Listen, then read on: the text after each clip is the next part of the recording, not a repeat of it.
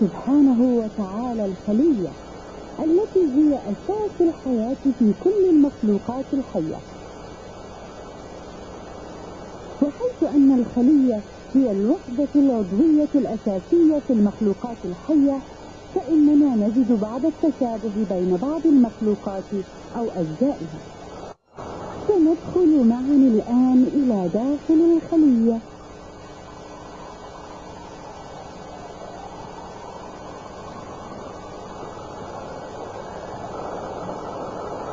مرحبا، أنا أنزيم مهندس الخلية. الأول هنا والثاني هنا. أنت هذه الجينات ستتحول إلى كروموزومات. هذا قويا. لدي فكرة. سأجرب هذا.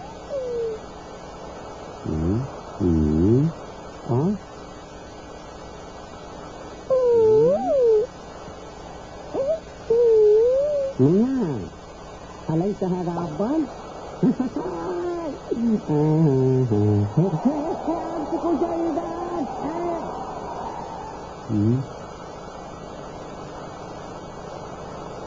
هل ستظل متماسكة أم لا؟ بلى ستظل.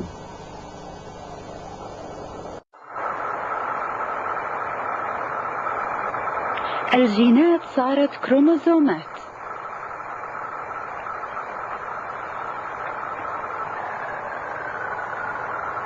وبعدها ستصبح نواة الخلية.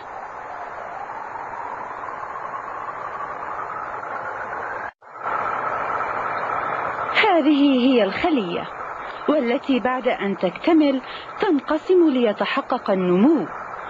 كل شيء حي يتكون من خلايا، وفي جسم الإنسان 60,000 مليون من هذه الخلايا. الجلد، العظام، الأعصاب، العضلات، القلب والدماغ كلها تتكون من خلايا، كل منها نظام حي مستقل يتنفس، ينتج الطاقة، يغذي نفسه ويعيد إنتاج نفسه. حجمها 1% من المليمتر الواحد. ولكي تصبح الخلية مرئية للعين المجردة يجب أن يكون طول الإنسان 500 متر، وحتى عند ذلك ستكون فقط بحجم رأس الدبوس. هذا نسيج مكون من خلايا. مالح، يلا يا ملح، ملح أبيض. فلوسيدات دهن لذيذ، دهن لذيذ، دهن ملح أبيض.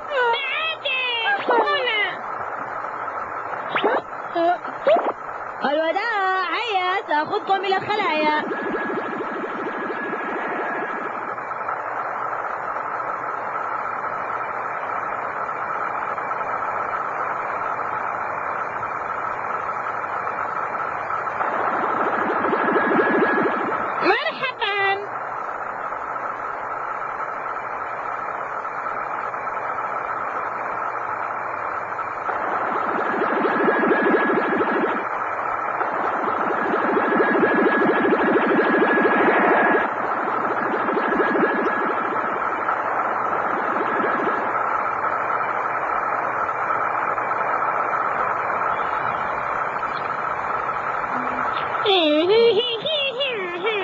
اخرج من هنا، لا نريد أن يغبان.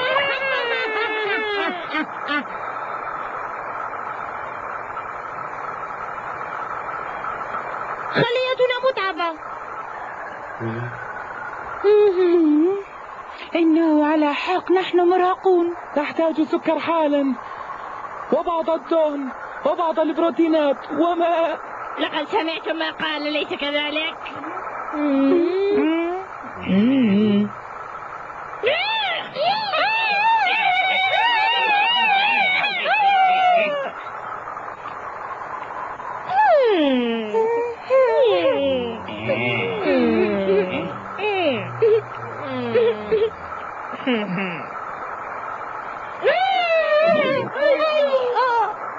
ألم تتعلمي شيئا من مدرسة السائر؟ ولكن أولوية المرور كانت لي. ألم تكوني من الطلاب الجيدين في المدرسة؟ حسنا، تحركوا إلى هناك. ليس لديهم أي احترام لنا. من يظنون أنفسهم. حضر أصدقائه. هل من جديد ملازم جامبو؟ لا يا سيدي. أدامك الله كابتن بيتر، إلى اللقاء. انظر، ها قد أتت قيادة الدم الحمراء ومحل أكسجين. جيد، نحن بحاجة إليه.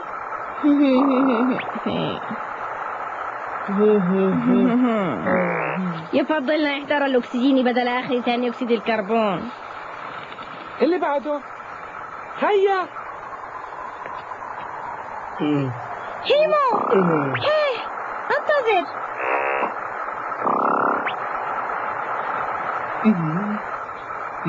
ما الذي يشغلهم؟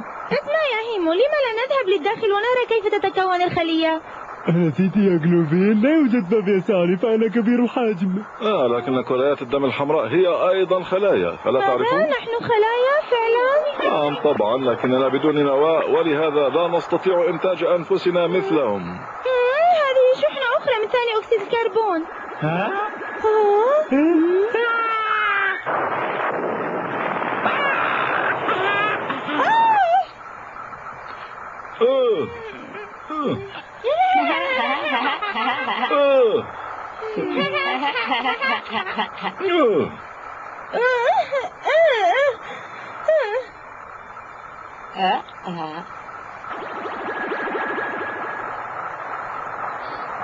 أنا أكره ثاني أكسيد الكربون، فلن لا أطيقه.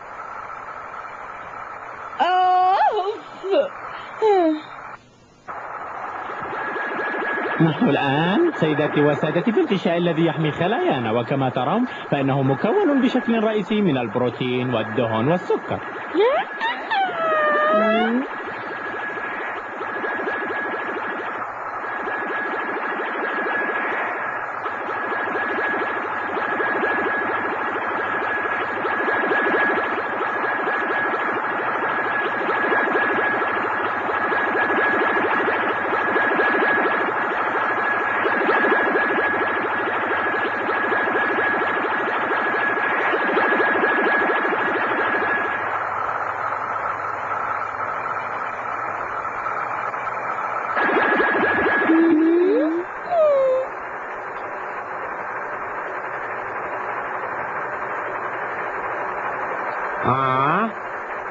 أنتم ما الذي يشرح لنا بالضبط؟ الريبوزوم، وهو خط تجميع البروتين، لدينا الآلاف والآلاف منها. الميتوكوندريا، مراكز إنتاج الطاقة، تنتجها بحرق الطعام الذي يجلب هنا. ماذا بعد؟ كل تنفسنا يأتي من هنا أيضا.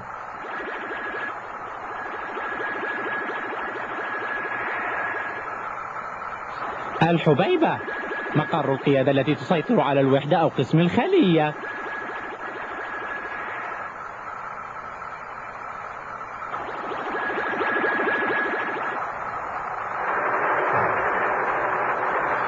هذا الشريط هو طريق الأوامر التي يرسلها الحامض الأميني، فهو يحمل كل الأوامر من مراكز القيادة إلى خط التجميع. أما مركز القيادة فهو هناك.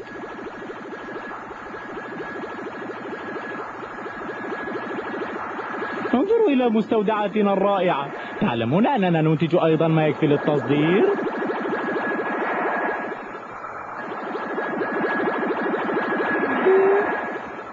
لقد وصلنا أخيرا لإحدى الليسوسومات. حياة جديدة بانتظاركم، وهنا سيجري تحويلكم. أليسوا جميلين ولطيفين؟ نعم، لطيفون جدا. قريبا ستصبحون مثلهم. فتح.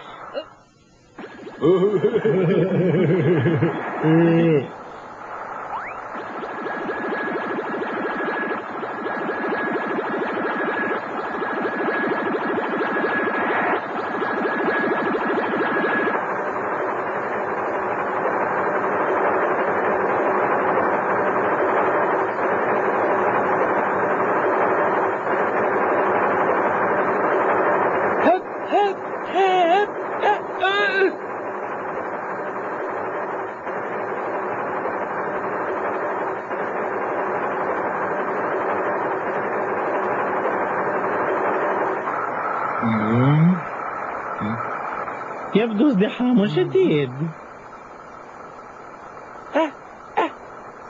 ماذا يجدني في خدمة التمريض؟ أخبروني. لا نستطيع عمل شيء سيدي، لقد حاولنا صدقني. حرك المخارج، ألا ترى أنها جميعا متوقفة؟ الخطوط مزدحمة سيدي، وطلبوا منا التوقف قليلا. ماذا؟ هذا غير معقول. أبعدوا جميع الدهن الفائض. هيا تخلصوا منه. يجب أن أتحدث مع الناس ليوصلوني به.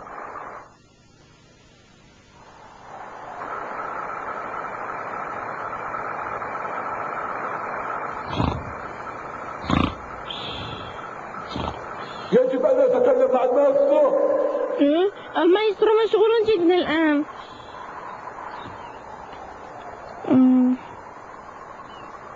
يجب أن أتحدث إليه. يجب أن أتحدث إليه. ما هذا؟ ماذا يجري؟ أوه حسنا، ما الأمر؟ إنني أستمع.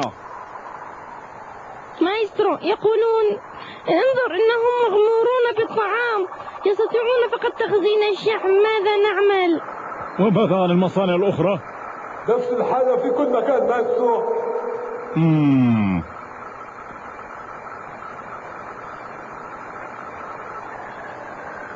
علينا عمل ضروري. أخبرني أيها المشرف، هل أنت نائم؟ كيف تسمح للجميع بالدخول؟ ألا تعلم أن مصانعنا طافحة؟ طبعا لا يعلم، فهذا شأني، فأنا الرئيس على أي حال. اصغي إلي من الآن فصاعدا، أوقف جميع المستوردات ولا تسمح بدخول شيء. هل تسمع؟ حاضر. أرسل ري صورة الأعصاب، أرسل هذا إلى الدماغ. إذا أرادوا أن يستمروا في صنع الشام فهذا راجع لهم، فهي مسؤوليتهم على أي حال، لكنني لا أريد من يبدأوا بالشكوى لأنني لم أحذرهم.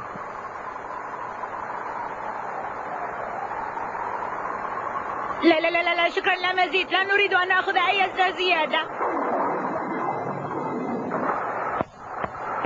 رجاء دعني أمر، أخبروني أنهم يريدونني في الداخل هذا اليوم. اتبعوني.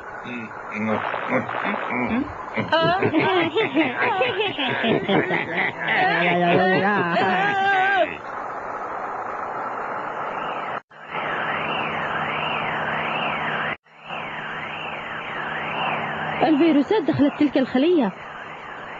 أوصلني مع القطاع رقم 4000، أريد التحدث مع الملازم جامبو. لقد حددنا موقعهم يا كابتن، لا تقلق. هجوم!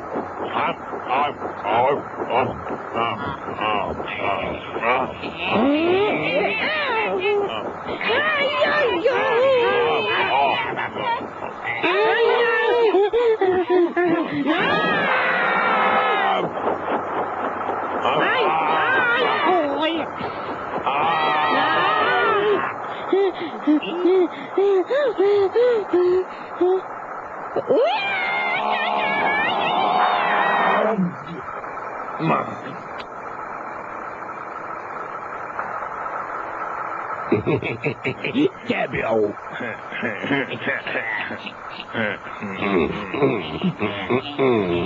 هناك.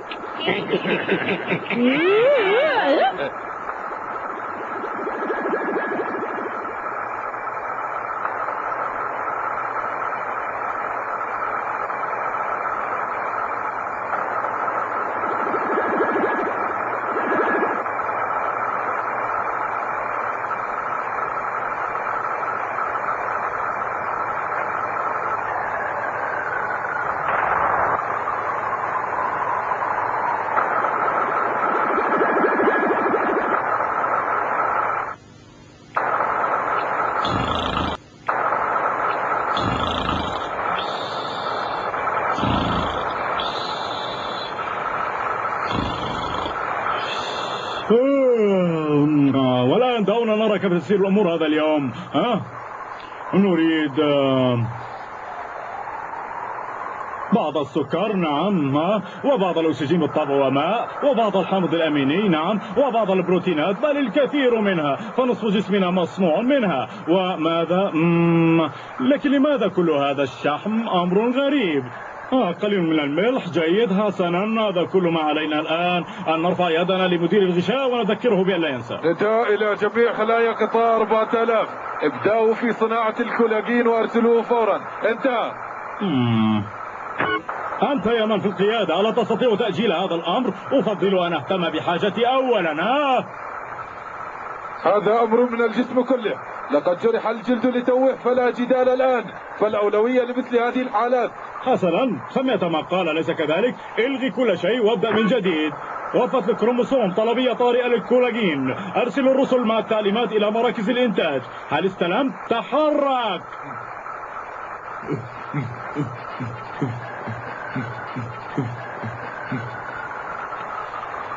هاي، ما الذي يجري هنا؟ تحرك أيتها الكروم وسمعت الكسودة، هيا للعمل حالا.